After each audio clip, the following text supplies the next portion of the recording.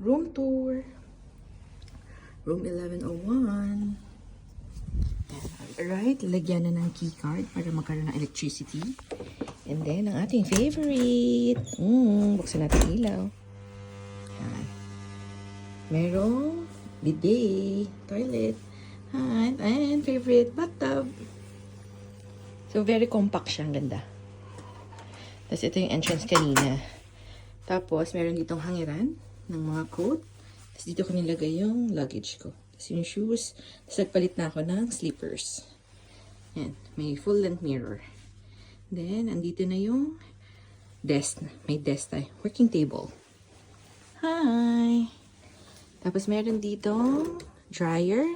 May tissue. Tapos, may pajamas. O, tapos may free water pa. O.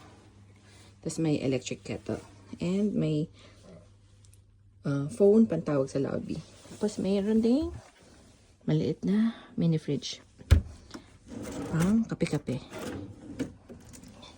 Tapos, tignan natin kung may view. Ay, ang ganda.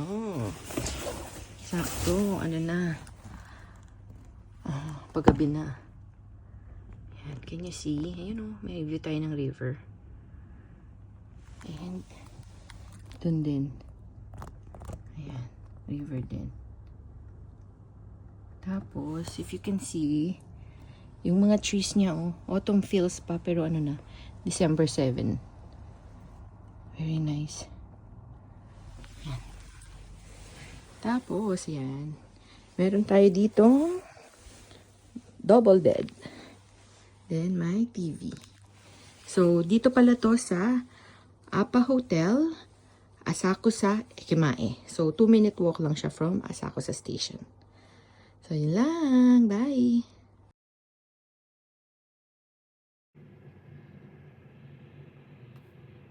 Good morning!